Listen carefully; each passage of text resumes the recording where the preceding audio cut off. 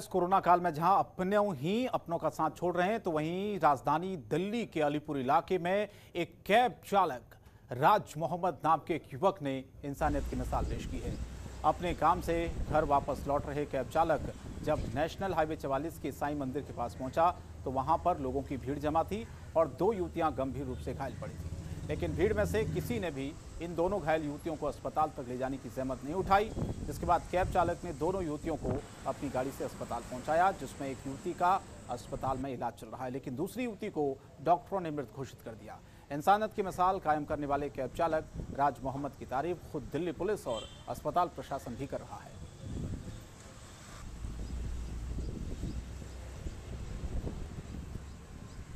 रात के वक्त जब हम आ रहे थे अपने दोस्त से हॉस्पिटल से मिलके बादली से मैक्स हॉस्पिटल से, तो जब हमने ये देखा कि यहाँ रास्ते में एक्सीडेंट हो रहा है और 20-25 आदमी खड़े हैं। अब एम्बुलेंस भी नहीं आई, किसी ने 100 नंबर पे भी कॉल की नहीं की, हमें नहीं पता। बस हम तो आए, हमने बोला भाई मेरी गाड़ी में बिठाओ फटाफट, और गाड़ी में बिठा के हम सीधा हॉस्पिटल लेके गए हरिश्चंद्र में कोविड-19 का था, वहाँ मना कर दिया गया। फिर वहाँ से हम फूट हॉस्पिटल ले गए, वहाँ जाके हमने एडमिट करवाया। अलीपुर थाना इलाके के साई मंदिर हाईवे 44 पर एक हादसा हुआ जिसमें दो लड़कियां गंभीर रूप से घायल हो गई। उन लड़कियों को कोई उठाने वाला नहीं था। भीड़ तमाशीन बढ़कर उनकी वीडियो ज़रूर बना रहे थे, लेकिन इतने में एक कैब चालक पीछे से आता है और वो कैब चालक उन दोनों लड़कियों को गाड़ी में डालकर हॉस्पिटल ले जाता है। कैब चालक ने इंसानियत निभाते हुए एक लड़की की जान तो बचा ली, लेकिन दूसरी लड़की की जान बचाने में विफल रहा। ऐसे में यदि समय रहते इन लड़कियों का इलाज हो जाता और लोग जो वीडियो बना रहे थे वो समय रहते इन लड़कियों को हॉस्पिटल पहुंचाते, तो हो सकता था कि दोनों लड़कियों की जान बचाती। फिलहाल राज मोहम्मद के इस काम की तमाम आला अधिकारी तारीफ कर रहे हैं। नसीम अहमद, जनतंत्र टीवी, दिल्ली। कोरोना संक्रमण की वजह से ड्यूटी और लोगों की मदद में लगे कई पुलिसकर्मी संक्रमण की चपेट में आ गए हैं। न केवल पुलिस के जवान संक्रमण के शिकार हुए, बल्कि अधिकारी भी इससे बच नहीं सके। द्वारका में कई पुलिसकर्मी कोरोना संक्रमित पाए गए हैं।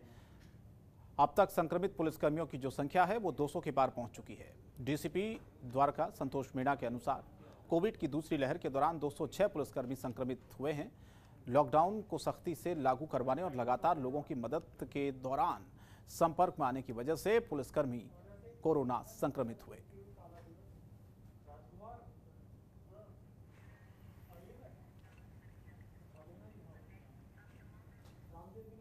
राजधानी दिल्ली के डिफेंस कॉलोनी इलाके में निगम पार्षद सीमा भूपेंद्र मलिक, डिफेंस कॉलोनी थाने के एसएचओ जितेंद्र मलिक और रोटरी क्लब की तरफ से फ्रंटलाइन वर्करों को मास्क बांटे गए।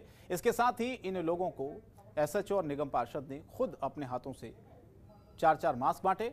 बता दें कि राजधानी दिल्ली में फ्रंटलाइन वर्कर ही हैं जो इलाके में लगातार जा रहे हैं, सैनिटाइजेशन का काम कर रहे हैं। इसके साथ ही बीमारियों के पता होने के बावजूद भी लोगों के घर घर जाकर सैनिटाइजेशन का काम करते हैं। इनका ख्याल रखते हुए रोटरी क्लब और निगम पार्षद की तरफ से अब इन्हें मास्क वितरित किए गए हैं।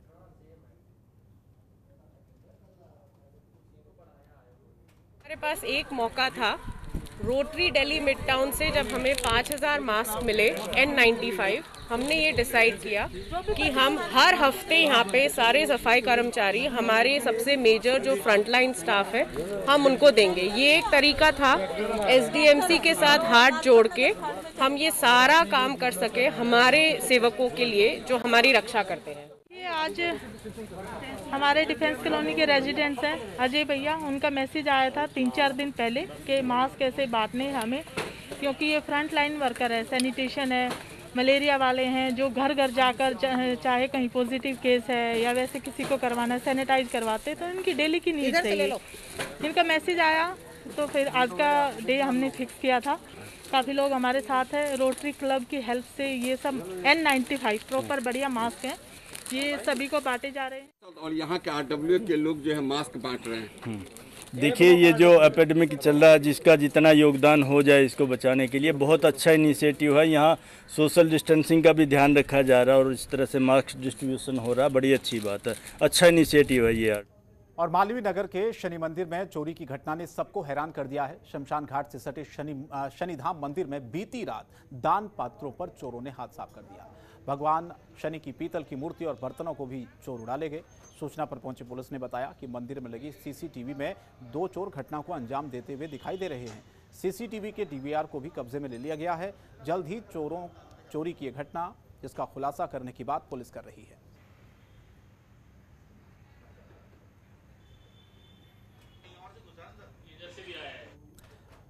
और साउथ दिल्ली की साकेत पुलिस ने एक व्यक्ति से लूटपाट के मामले में 2 आरोपियों को गिरफ्तार किया है। पुलिस को आरोपियों के पास से लूटे गए मोबाइल फोन, एक बाइक, कई एटीएम और साथ ही साथ आधार कार्ड और 14,000 की नकदी बरामद हुई है। गिरफ्तार आरोपियों की पहचान कर ली गई है। दोनों आरोपी दिल्ली के अंबेडकर नगर इलाके के मदनगीर के रहने वाले बताए जा रहे हैं।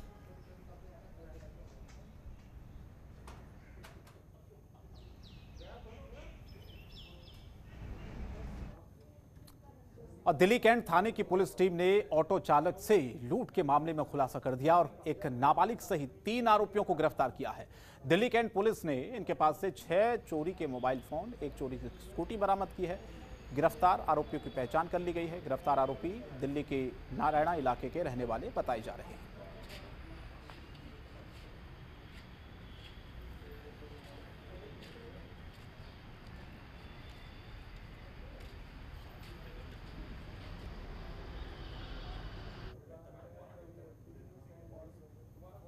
और नोएडा में भी किसान संगठनों ने काला दिवस मनाया। नोएडा के सेक्टर 18 में भारतीय किसान यूनियन संगठन के सैकड़ों कार्यकर्ताओं ने काले झंडों के साथ नारेबाजी की। सेक्टर 52 में भी भारतीय किसान संगठन ने काला दिवस मनाया। पुलिस को ज्ञापन सौंपा। किसानों के नारेबाजी के दौरान मौके पर भारी पुलिस बल पहुंचा और किसानों को समझाकर किसी तरह वापस भेजा।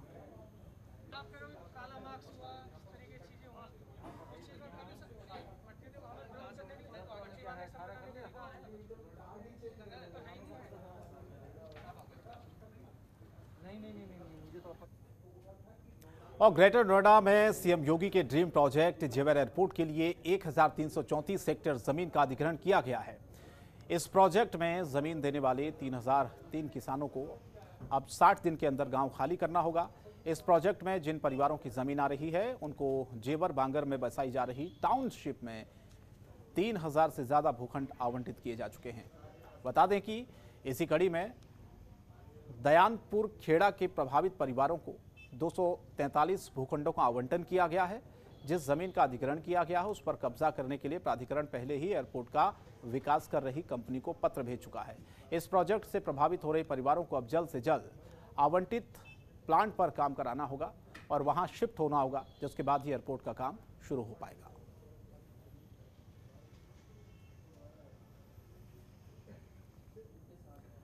और नोएडा के सेक्टर 58 पुलिस को एक बड़ी सफलता हाथ लगी है, जहां पर पुलिस ने अंतर्राष्ट्रीय कॉल को लेकर कॉल कन्वर्ट करके इनलीगल एक्सचेंज चलाकर भारत सरकार के रेवेन्यू को चूना लगाने वाले एक गैंग का खुलासा किया है।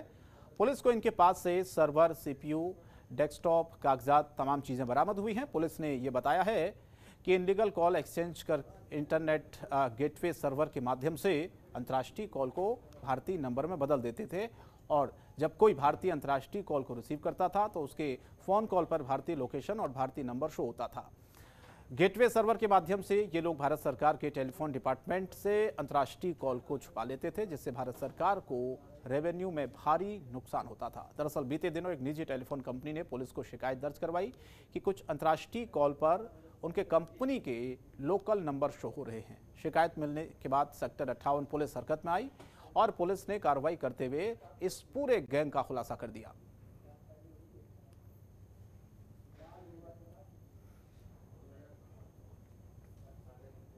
नोएडा, ग्रेटर नोएडा में किसानों ने केंद्र सरकार द्वारा लागू कृषि कानून के खिलाफ हाथों में काले झंडे लेकर प्रदर्शन किया। आपको बता दें कि किसानों ने 26 मई को काले कानून के रूप में इसे मनाया और कृषि कानून के विरोध में लगातार धरना जो किसान दे रहे थे, आज 6 महीने पूरे हो गए उसके।